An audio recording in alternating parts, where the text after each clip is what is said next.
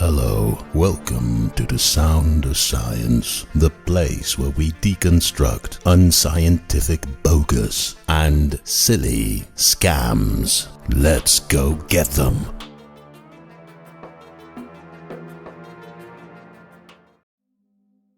Hello there, and thanks for watching. As many of you know, I like to pick apart the claims of Christian apologists in order to demonstrate that they talk silly nonsense. There is kind of a soft spot in my heart for the most pathetic bottom-of-the-barrel idiots among them. Their videos on YouTube are often hilariously stupid. For the past years, I've had the pleasure of making fun of fools who think that Lego and dominoes and rocks prove the existence of their imaginary gods. Extra super special funny is how serious these people are in their crazy beliefs.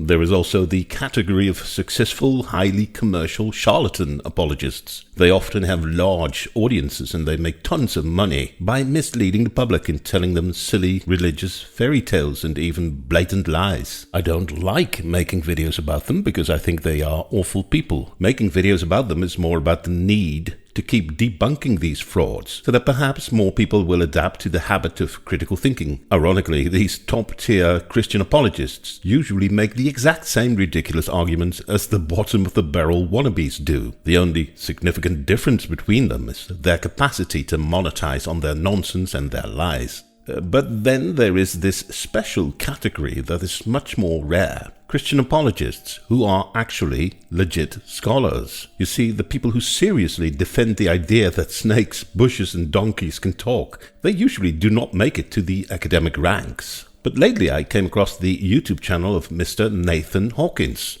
Oh, my apologies, Dr. Nathan Hawkins. Look, he even puts it in his YouTube handle, @Dr.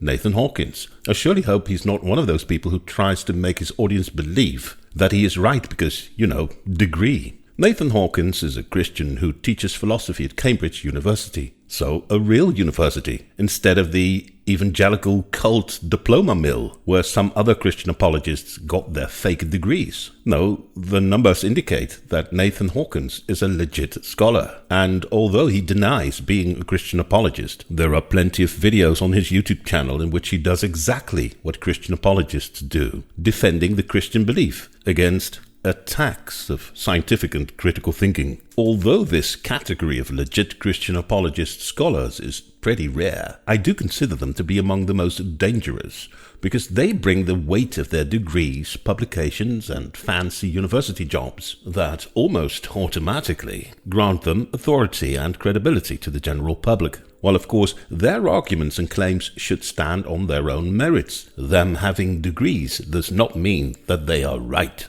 Today we're going to meticulously dissect a video of Nathan Hawkins, which is titled Matt Dillahunty embarrasses himself when he says this. That video has a thumbnail telling us that Matt commits an epic fail. Those are big words. So Nathan, you really must make a very solid case in order for that video of yours to make some sense. Nathan's video is about something that Matt Dillahunty has repeatedly stated in relation to religious and other pseudoscience domains, which is claims are not evidence.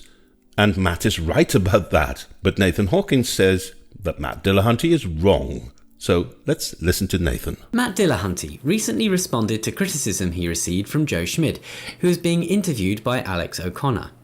Judging by the comments on both Matt's video and on Alex's video, it seems Matt's fanboys thought he gave them a good kicking.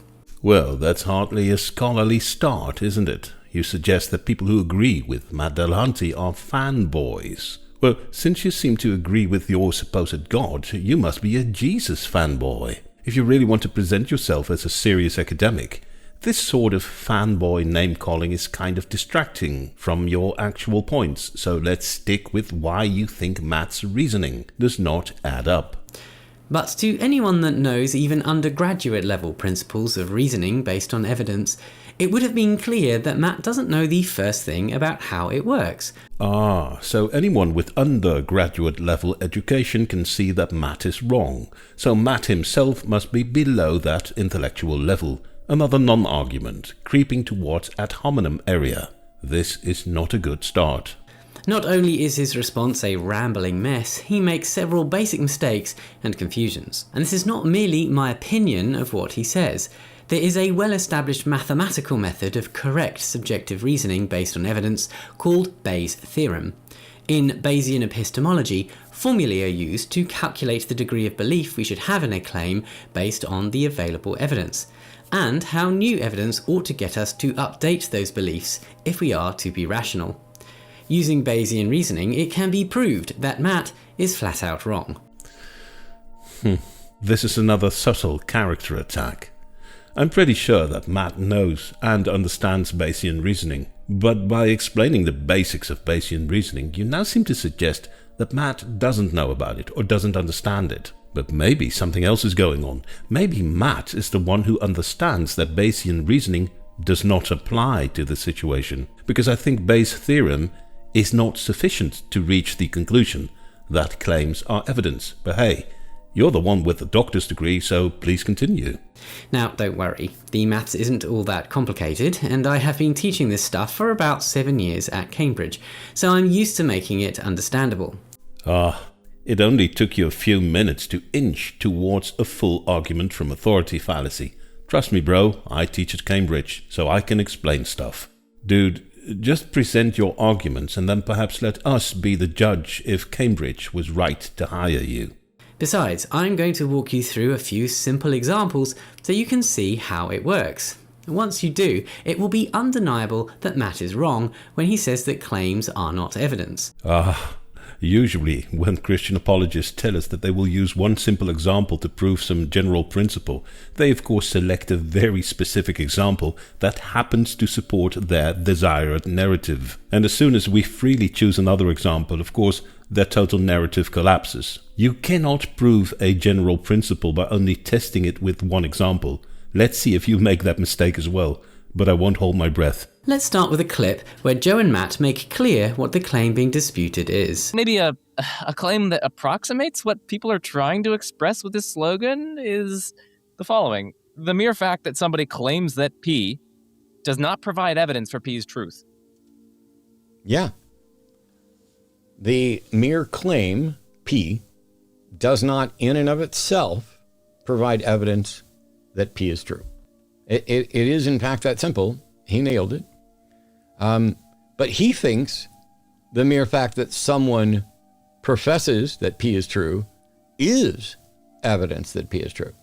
The claim itself is not in any way evidence for the claim being true. And Matt is 100% right about that. A claim in itself is not in any way evidence for that claim being true. If I say 1,000 is a million, that's not evidence for 1,000 being a million. If I say turtles can fly, that's not evidence for turtles being able to fly. If I say I'm Cinderella, that is not evidence for me being Cinderella. Even if Nathan manages to provide examples that may point at some claims somehow being some kind of evidence, I can give 1,000,000 examples in which that general principle does not work. And if it doesn't work as a general principle, and only in case of specific examples or under special conditions, it is a totally unreliable and useless principle that should not be applied in any serious context. Nonetheless, Nathan is going to make the case that claims are evidence. So at this point, I'm rather curious about what is going to happen. So then, Matt's position is that the fact that someone claims something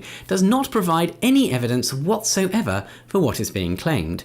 As Joe points out later in the video, this is what is usually called testimonial evidence, and it forms a vital part of nearly all evidence we have for anything. Sweet mother of Gandalf, that is absolute and utter nonsense. Most things in science are actually proven to be true or untrue by means of objective and independent measurements, detection, observation, experiments, statistics, pictures, videos, etc. Not by people claiming things. The whole point of science is to not be dependent on claims of individuals, because they are notoriously unreliable. That is why most science only uses it if that is the only option. People can make wildly contradicting claims when they supposedly have witnessed the exact same thing. People can be delusional and think they witnessed something. People can lie, etc. testimonial evidence is one of the most problematic types of evidence in science. There even is an entire field of science that focuses on demonstrating how unreliable testimonial evidence is. Thousands of studies have proven this over and over and over again. For example, because of advancing DNA technology, more and more people who have been behind bars for years, based upon testimonial evidence, are now being released from prison because DNA proves them to be innocent. There is the Gary Wells experiments demonstrating how unreliable the identification of suspects by means of testimonial evidence is. There is the Loftus experiments showing how testimonial evidence can and will be totally fabricated in many cases. There is the Penrod study showing how even the most confident eyewitnesses can be totally wrong. The list goes on and on and on. For the past century, science has proven how unreliable testimonial evidence can be. And you're presenting it as the holy grail of truth-finding. I wonder why that is. Shall I speculate about you trying to make a subtle and hidden case here for the existence of your Jesus, proven by testimonial evidence? Is that what this is about? Joe immediately goes on to give an example that, clear as day, shows a case where the fact that a claim is made provides strong evidence for the truth of that claim. But Matt still denies it.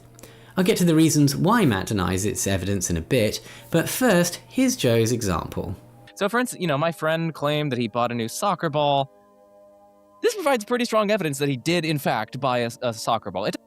No, it doesn't. Okay, so here's why Joe is undeniably correct and Matt is undeniably wrong.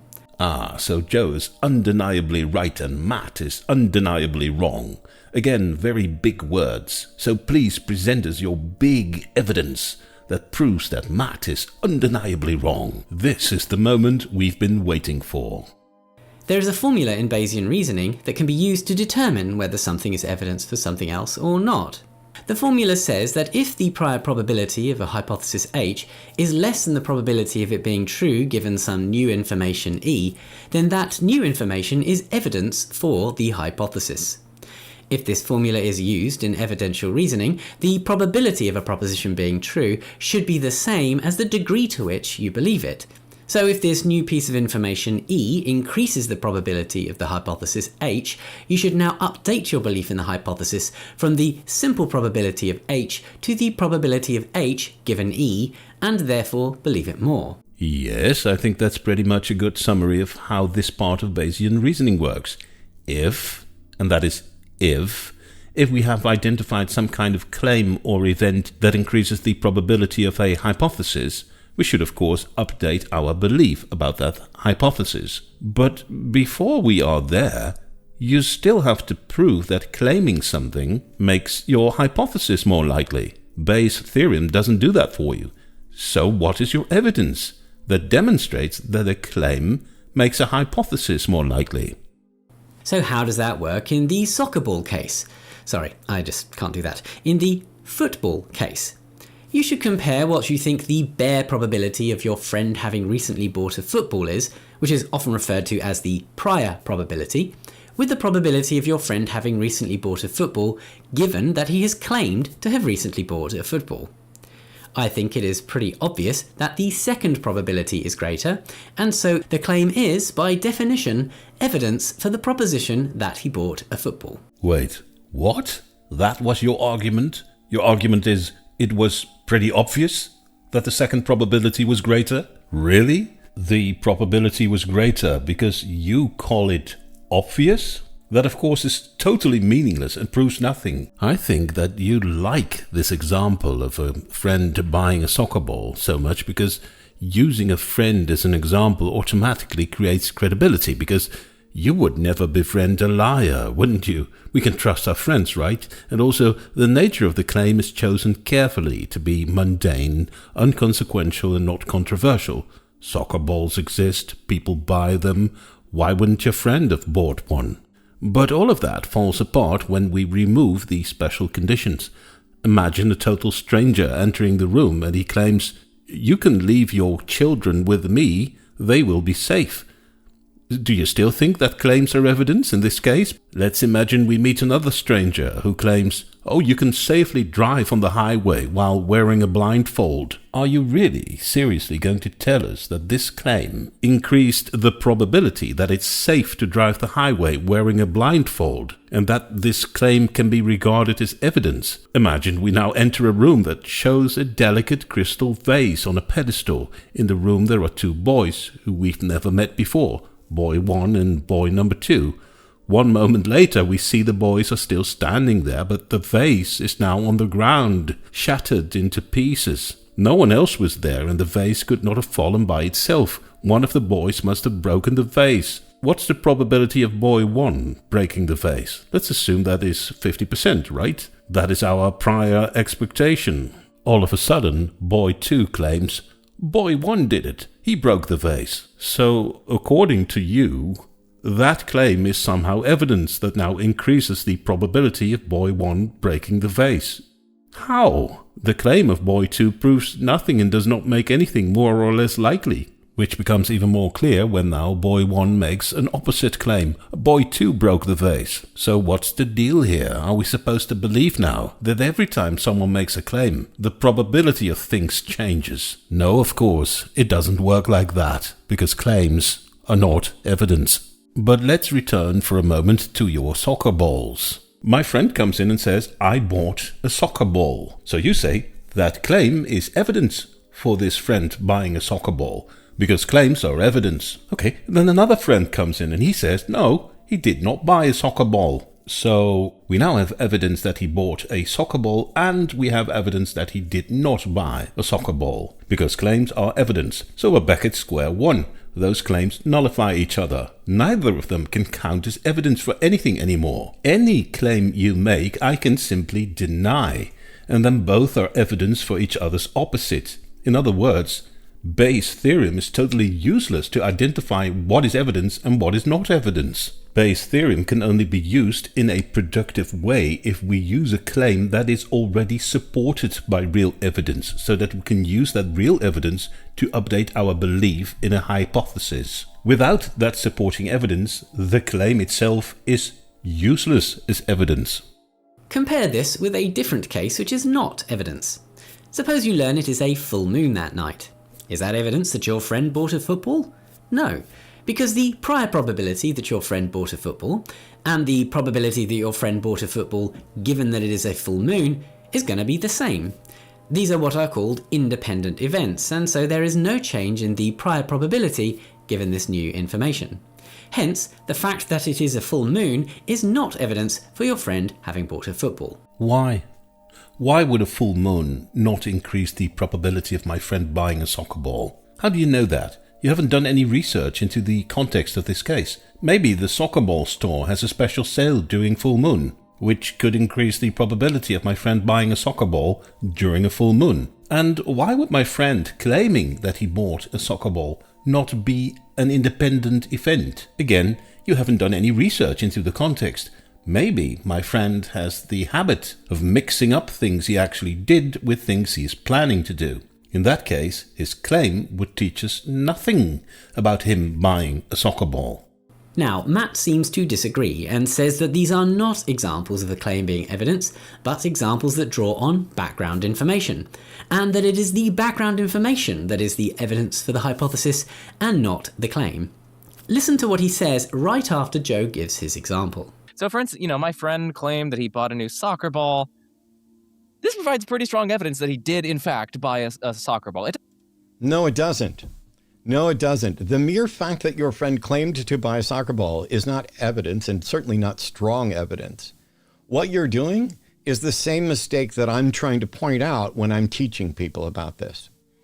You are taking the wealth of information that exists beyond that claim, and you're using that to determine whether or not that claim is feasible.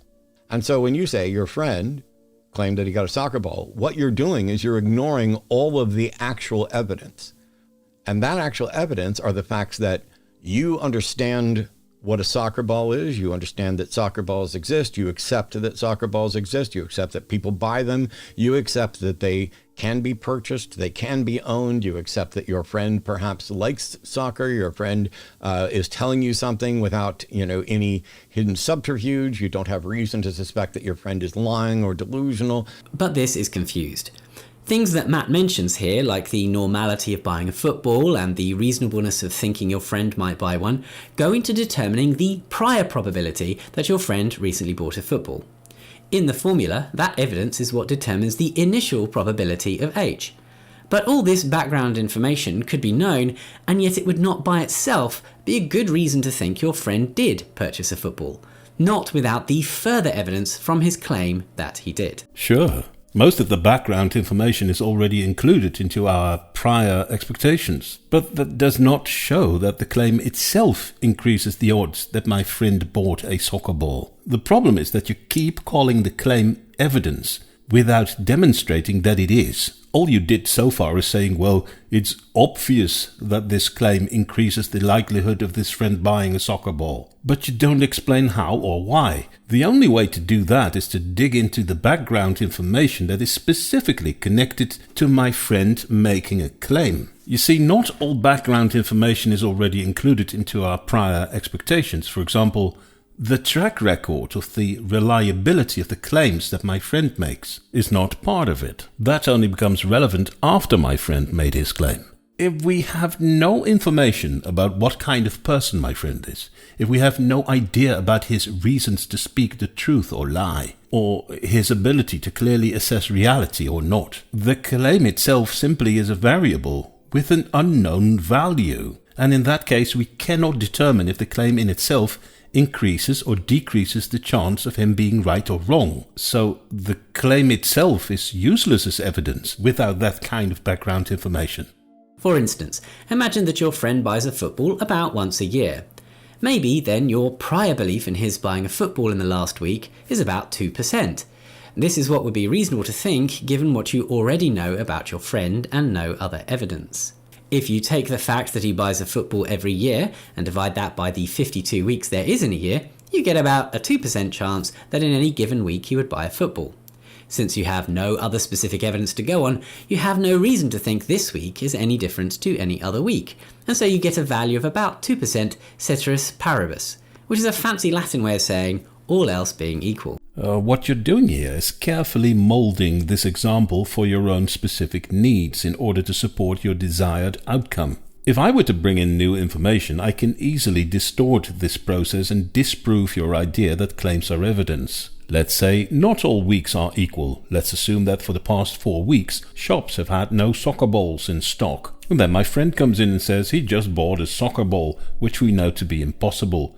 What if my friend has been in a coma for the past month? And he now claims that he bought a soccer ball last week. What if my friend first said he bought a soccer ball and then he denies it again? All of a sudden, the chances of his claims being true seem to vaporize, leading to the claim itself being useless as evidence. Prior information can easily render claims obsolete. You're now trying to escape this by setting up an example in which we have no prior information. No, please, no prior information, despite the fact that you earlier explained how essential prior information is for Bayesian reasoning. In this example, you prefer to ignore prior information, unless that is prior information that suits your needs, as we will see in a few seconds. But once your friend tells you that he recently bought a football, all else is no longer equal. You are no longer comparing all weeks of the year alike as you have new information. No, we have a new claim. You still don't see the difference. What you should do to be rational is what we said before. You should update your beliefs from the prior probability of H to the probability of H given E, and to do that, you should use this formula. What this formula says to do is to take two probabilities and divide them. The first is the probability that he bought a football and told you about it. The second is the prior probability you had that he would simply tell you that he bought a football, whether or not he did. Basically, you now dismiss all possibilities in which he didn't tell you that he bought a ball, and just look at the possibilities in which he did tell you that he bought one, and then you see in what percentage of those that he in fact bought a football. In most cases, the proportion of times when he bought a ball and told you the truth will be much higher than the proportion of times that he didn't buy one but then lied. Let's say it's 4 times as likely that he bought it and told you than that he didn't buy it but then lied to you. In that case, the probability that he bought a football and tells you about it would be 4/5 that of the probability that he tells you he bought a football, whether or not he did.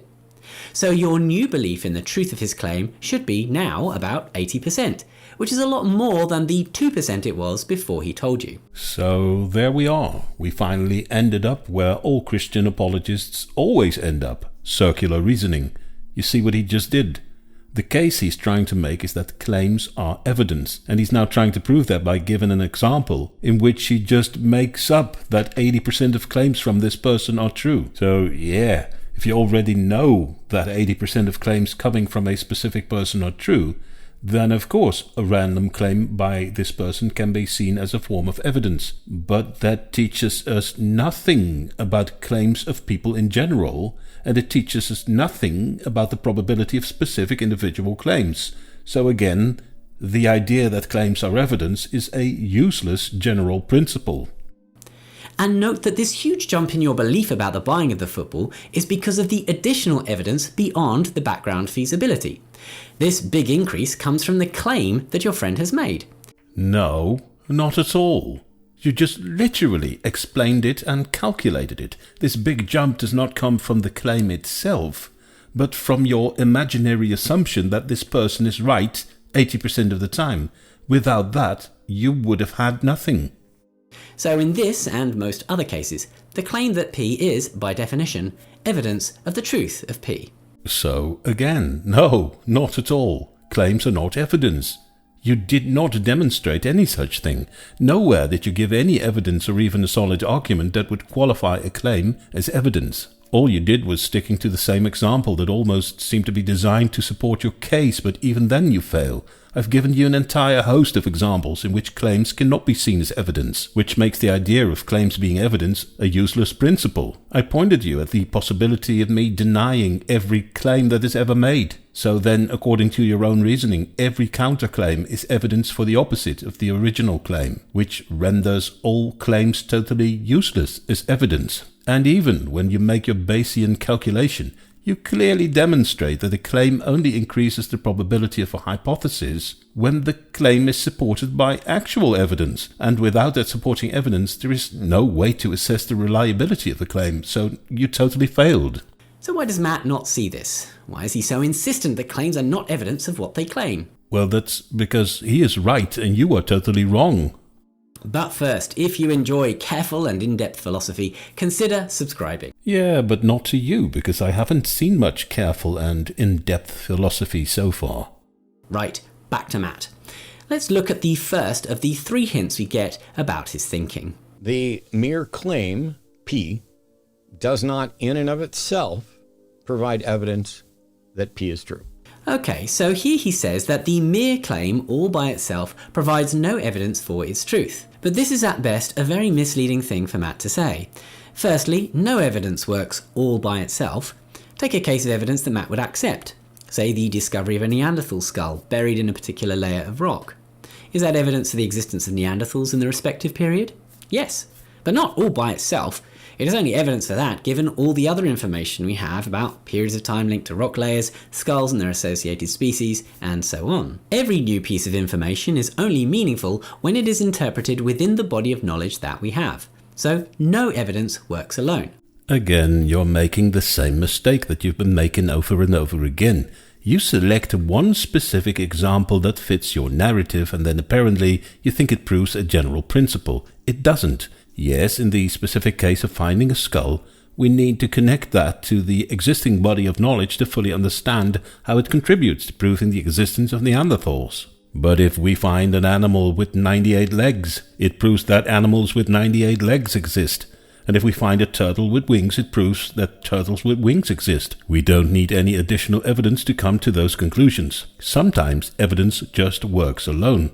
So your assumption that no evidence can stand on its own is untrue. And of course, you should have known that you cannot prove a general principle based upon just one example. You can only falsify a general principle using one single example, which I just did. And where this is getting really messy is that you accuse Matt of being misleading, and you even call that the best case scenario. Then what would be the worst case scenario? Matt being a member of a worldwide cult who try to force their followers into obedience under threat of eternal punishment. Oh wait. By Matt's own criteria, then, nothing is evidence, because nothing by itself provides evidence. And now you're simply lying. That is not what Matt said. This is what Matt said. The mere claim, P, does not in and of itself provide evidence. So Matt did not say that nothing by itself provides evidence. Matt said that claims by themselves don't provide evidence, because they don't. Oh man, this is really disappointing. You just committed a straw man argument fallacy, which looks terribly bad on a philosophy PhD. So, since it is always a matter of a collection or accumulation of evidence, why single out evidence based on claims as though they are particularly suspect? Because they are. Claims are not evidence. That is why we need to separate them from the real evidence. Claims can only be used as evidence under very specific conditions, and even then, we need to be on our guard, because people can and will be mistaken, they can lie, they can be delusional, they can have false memories, they can be misled by others about what they've seen, they can be put under pressure to make certain statements, etc. So in the scientific world, claims are often regarded as notoriously unreliable, and again, you commit a straw man argument fallacy. Matt does not single out evidence based upon claims, he singles out claims as evidence. It really puzzles me why you're trying so frantically to hold on to the idea of claims being evidence, because it even totally seems to contradict your own religious beliefs. Because imagine this, a man enters the room and he says, the Christian God does not exist. If you insist that claims are evidence, then you now must accept the fact that this claim is evidence that your God does not exist. What do you think about that? A claim is evidence for what is claimed. This simply follows from the norms that govern our practice of assertion. If you claim something, then you ought to believe it is true, and have some justification for believing that it is true. So even if you were told by a complete stranger that in Australia there were semi-aquatic egg-laying mammals, and even if you knew nothing of Australia or platypuses, that, almost all by itself, gives some evidence that such creatures exist, even if it is not enough to convince you. This is astounding to hear from the mouth of a PhD. What you're basically saying is that if people claim something, then they usually think they've got good reason for that. So there must be some kind of truth behind it. Therefore, claims are evidence.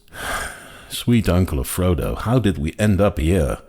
You know what your next step is? Belief in A is evidence for A. I don't even think you need to make any more step for that. You're already there. And of course, again, you very carefully chose your example to fit your narrative, probably hoping that we wouldn't notice. As we all know, those egg-laying mammals in Australia actually exist, so we have a default bias to accept such a claim as evidence because we know the claim to be true. The real test, of course, would be to use an example of a claim that we don't know to be true, or even know not to be true. So, for example, in Australia there are kangaroos with 6 legs. Do you still consider such a claim to be evidence that kangaroos exist with 6 legs? Please don't embarrass yourself even more.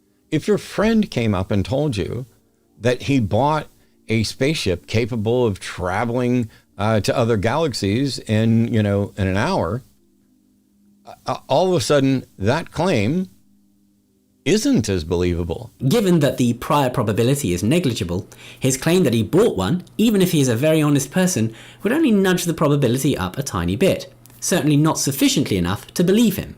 But it is still evidence, because the probability will have still risen. I have no words for this. Here we have a Cambridge PhD seriously making the case that if someone claims they bought a spaceship that is capable of traveling to other galaxies, then this claim is evidence, because it somehow increases the probability that this guy actually bought such a spaceship. Cambridge must be paradise. If they are prepared to employ people with such insane ideas, then Cambridge must be a beacon of tolerance. What a complete and utter clown show. I rest my case. Thank you all for watching.